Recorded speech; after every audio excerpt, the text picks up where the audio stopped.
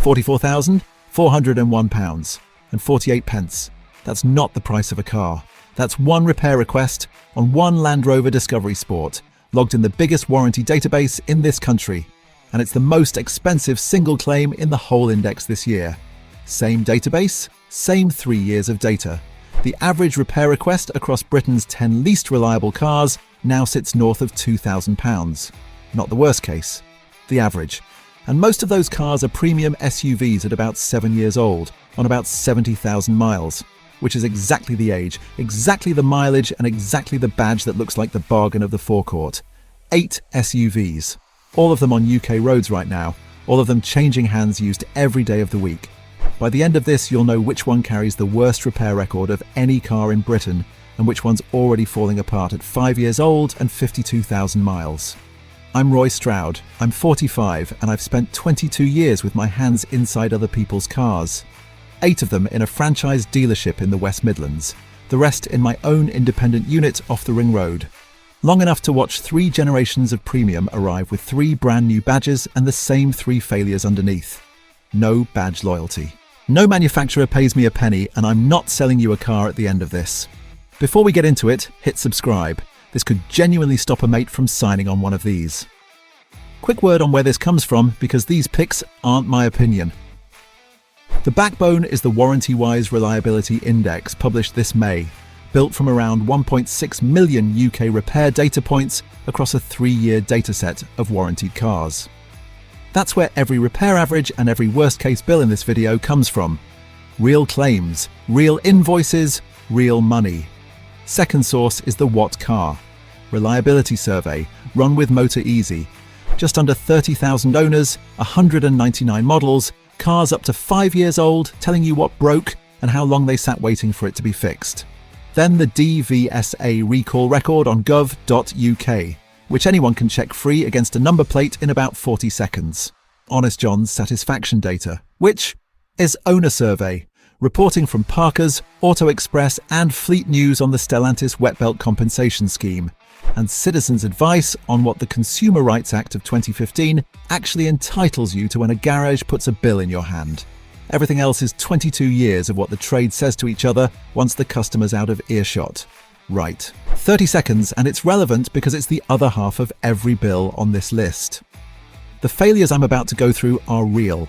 What I can't stand is watching them get used.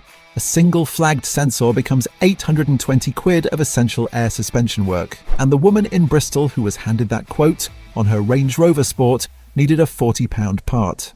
One sentence at the desk saved her 780. Show me the live readings against spec in writing before any part goes on. There are 14 more sentences like that in the British Vehicles Bible. One for each of the 15 upsells the trade pushes hardest, plus the real oil and fluid specs, which matter enormously on number 6. No manufacturer pays me. This one's mine. It's 19 quid, 60 days money back, and it's the only thing I'll ever sell you. Links in the description and pinned in the comments. Right, number 8. Number 8, the Nissan Ariya. On paper, this is Nissan doing everything right. Comfortable, quiet, properly designed inside, and it reviewed well when it landed. Nissan built the Leaf, and the Leaf has always had a solid reliability record, so there was every reason to expect this to be steady. And I'll be fair to it, every single repair reported to What Car was paid for by Nissan, and half the affected cars were back on the road inside a day. Nobody's been abandoned, but the numbers are the numbers. 39% of arrears in the survey went wrong. 56% of those cars couldn't be driven at all. That's not a rattle, that's a recovery truck. The electric motor was the culprit in 17% of cases, with bodywork, brake, and electrical faults behind it. Here's why that matters even though the repairs were free. Warranty runs out. What you're looking at is a car whose failure mode is immobile on a component that isn't a 200 quid job once nobody else is paying for it. Buy one at 4 years old and you're buying the last 12 months of somebody else's cover. The Ariya isn't a bad car. It's a car you want to own new on a warranty and hand back before the music stops. And it gets worse from here because number 7 scored lower than any other electric SUV in the entire survey. Number 7, the Volkswagen ID.4. This one hurts because the badge is the whole point. People buy Volkswagen to stop thinking about it. and the ID4 is a genuinely decent thing to sit in. Roomy, refined, easy. It scored 79.6% in the What Car survey. That's the lowest of all 27 electric SUVs measured and one of the lowest scores of any model in the whole thing. 36% of owners had a problem. The electric motor accounted for 18% of faults, the battery pack 11, suspension 7. But the number that tells you what ownership actually feels like is this one. 67% of faulty ID4s were off the road for more than a week. 2 out of 3. One owner put it plainly. The car stopped on them 3 times, and each time it went away for at least a week. And here's the part Volkswagen can't explain away. The Skoda Enyaq and their Audi Q4 e-tron are the same car underneath. Same platform, same idea. Both of them score more than 10 percentage points higher, and both get fixed faster. Same bones, worse outcome. That's not bad luck, that's execution. A car that's off the road 2 weeks a year isn't unreliable. It's unusable. Now number 6 is where the money starts, and it's the one I get the most emails about. Number 6, and it's a family rather than one car. The Vauxhall Mokka, Crossland and Grandland with the 1.2 PureTech petrol. Same engine sits in the Peugeot 2008 and 3008, the Citroën C 3 Aircross and C 5 Aircross, and the DS 3 Crossback. Now I can hear you yelling at the screen. These are the sensible ones. Cheap to tax, cheap to insure, cheap to buy used, and thousands of them are running around this country absolutely fine. That's true, and I want to be clear about it. The problem is the design. It's a belt-in-oil timing belt, a wet belt sitting in the sump in the oil for its whole life. When it degrades, it doesn't just go slack. It sheds material into the oil. That debris finds the oil pickup, oil pressure drops, and now you're not replacing a belt, you're replacing a turbo, or bearings, or the engine. Independent specialists quote £3,000 to £6,000 for that job, and on a car worth £8,000, that's a write-off with a valid MOT. There's a UK recall on record for the Peugeot 308, where material detaching from the timing belt could affect the brake vacuum pump. Read that again. The belt failing could take your brake servo with it. Stellantis has moved on it. There's an extended warranty on previous generation PureTech engines covering 100% of parts and labour up to 10 years or 112,000 miles, subject to conditions. There's a UK compensation portal now open for owners who paid out for excessive oil consumption or premature belt failure between January 2022 and December 2024. And they've since gone back to a chain. But read the conditions, because this is where people lose. Servicing has to have followed the manufacturer's plan. Diagnosis and repair have to have gone through the authorised network. And on a wet belt, the oil specification isn't a servicing detail, it's the belt's life support. Wrong oil, generic bulk fill, and the belt goes early.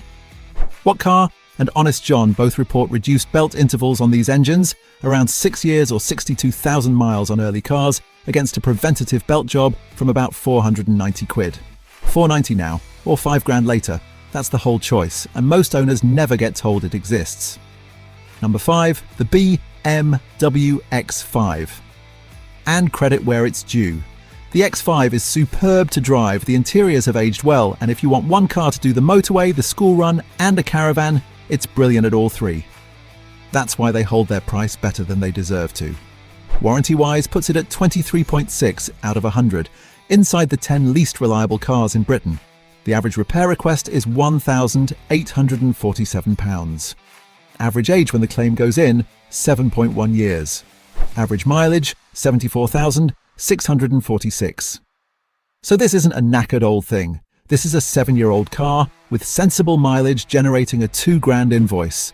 And the worst single claim on an X5 in that dataset, £30,675. The index names the pattern across this whole premium group. Emission systems, electrical faults, and suspension. That's the trades experience too. Air suspension that settles overnight. Emissions gear on the diesels that costs 4 figures before anyone's touched the engine. And electrical faults that take 3 visits to find because intermittent faults don't show up on demand. The X5 isn't badly made. It's expensively made, and everything expensive on it eventually needs paying for. A £30,000 repair on a car worth 12 is not a repair. It's a decision. Quick favor before we hit the top 4. If this is saving you from a 5-figure mistake, give the like button a tap. Costs you nothing, and it helps this reach someone who's about to put 15 grand into the wrong SUV this weekend. Cheers. Number 4, the new Land Rover Defender 110. I'll say this straight, it's the best thing Land Rover has built in 20 years. It's astonishing off-road, it's comfortable on a motorway, and it looks right. I like it. I'd have one.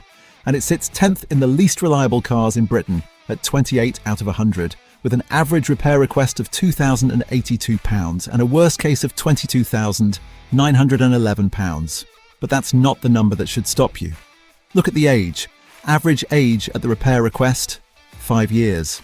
Average mileage, 52,839. Every other car in that bottom 10 is turning up at 6, 7, 7.5 years old on 70-odd thousand miles. The Defender is generating 2 grand claims 2 years earlier and 20,000 miles sooner than the rest of the worst cars in the country. Emission systems, electrics, suspension. The same 3, arriving early. And the trade knows what that means for anyone buying a 5-year-old one out of warranty. You are the person who pays for it. I don't want to talk you out of a Defender. I want to talk you out of an unwarranted Defender. If there isn't cover on it, price the cover in. And if the cover costs more than the car's monthly payment, that's the market telling you something. Number 3 is the one people are proudest of owning. Number 3, the Range Rover Vela. Best looking thing on this list by a mile. Genuinely beautiful car. Lovely place to sit. And for a lot of people, it's the nicest car they'll ever own. I'm not going to pretend otherwise. Warranty-wise, 19.7 out of 100. 5th least reliable car in Britain. Average repair request, £2,217. The highest average of any SUV in that bottom 10. Worst single claim, £22,851. Average age at claim, 6 years. Average mileage, 58,936. 6 years and under 60,000 miles, and the average bill is 2.25 grand. Emissions, electrics, suspension again. And on this one, the air suspension is the conversation I have most. A car that sits down on one corner overnight, a warning message, a diagnostic fee, and a quote that starts with an 8. Sometimes that quote is honest work. Sometimes, as we covered earlier, it's a £40 sensor. And then depreciation does the rest. These fall a long way, fast, which is exactly why they look affordable used. That gap between what the car's worth and what the car costs to keep is where owners get hurt. A beautiful car that bills like a supercar isn't a bargain at 14 grand. It's a subscription with a tow bar. Number 2 is where we get the invoice from the top of the video. Number 2, the Land Rover Discovery Sport. And this is the sensible one, remember? The family Land Rover. 7 seats, school run height, proper badge, sensible price used. There are tens of thousands of them out there, and plenty of owners have had a perfectly ordinary time. Warranty-wise, scores it 24.1 out of 100. Average repair request, £2,002. Average age at claim, 7.3 years. Average mileage, 73,368. Middling for this list. And then the worst single repair request logged against it. £44,401.48. That's the number from the start of this video, and it's the highest individual claim on any model in the entire index, higher than the BMW 7 Series, higher than the S-Class, higher than a Range Rover Sport, on the cheap Land Rover. Now, one claim is one claim, and I'm not telling you every Discovery Sport is a £44,000 bomb. What I'm telling you is what that figure represents. On this platform, when it goes properly wrong, there is no ceiling. Emissions, electrics, suspension, drivetrain, and a parts and labour structure where a big job stops being arithmetic and becomes a phone call to your insurer. The trades rule on these is simple, and it's the one I'd give my own family. Buy the newest one you can with cover on it, or don't buy one at all. There is no clever middle option. Which brings us to number 1, and number 1 isn't the most dramatic bill on this list, it's worse than that. It's the most consistent one. Number 1, the Land Rover Discovery. Let me tell you what the Discovery is before I tell you what it does, because it deserves that.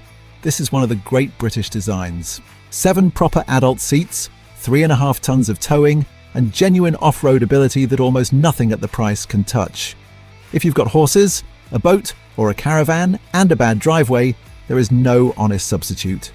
People don't buy Discoveries because they're fashionable. They buy them because they need them. That's why owners forgive it so much. And on WarrantyWise's data, it is the least reliable car in the United Kingdom. Full stop. Not the least reliable SUV, not the least reliable Land Rover. The lowest score of any model in the index, 17.2 out of 100. The average repair request is just over £2,050. The worst single claim is £25,694. Average age at claim, 6.8 years. Average mileage, 70,544. That average is the whole story, and it's why it beats the 44 grand Discovery Sport to the top spot. A 25 grand bill is a catastrophe, and catastrophes are rare. A £2,000 bill that keeps arriving is a lifestyle. Emission systems, electrical faults that come back, air suspension. Every one of them a four-figure conversation at an age where nobody's covering it but you. And here's the pattern I can't dress up. 4 of the 8 cars in this video wear the same badge, and 6 of the 10 least reliable cars in Britain are Land Rover or BMW. I didn't pick that. The claims data picked it. These are the cars people stretch furthest to afford, which means they're also the cars most likely to be owned by somebody with nothing left in the account when the bill lands. That's the trap. Not the buying, the keeping. If you need a Discovery, buy one with a warranty, budget £2 grand a year on top of everything else, and use an independent specialist who'll show you the fault before they quote the fix. If you can't do all 3 of those, the Discovery will take the difference out of you. It won't be malicious about it, it'll just be relentless. So, quickly, the 8 and their signatures. 8. Nissan Ariya. 39% fault rate and over half of them undrivable when it goes. 7. Volkswagen ID 4. The lowest scoring electric SUV in the survey and 2 out of 3 off the road more than a week. 6. Vauxhall Mokka. Crossland and Grandland on the 1.2 PureTech. A wet belt that takes the engine with it, and a compensation scheme with conditions most owners fail. 5. BMW X5. £1,800 average repair, 30 grand worst case at 7 years old. 4. Land Rover Defender 110. 2 grand bills arriving at 5 years and 52,000 miles. 3. Range Rover Velar. The highest average repair of any SUV in the bottom 10 at £2,217. 2. Land Rover Discovery Sport. The single most expensive repair request in the whole index, £44,401. 1. Land Rover Discovery, 17.2 out of 100. The least reliable car in Britain, and it gets there by being expensive every single year. Right, the honest bit. None of these are evil cars. 2 of them I'd own tomorrow.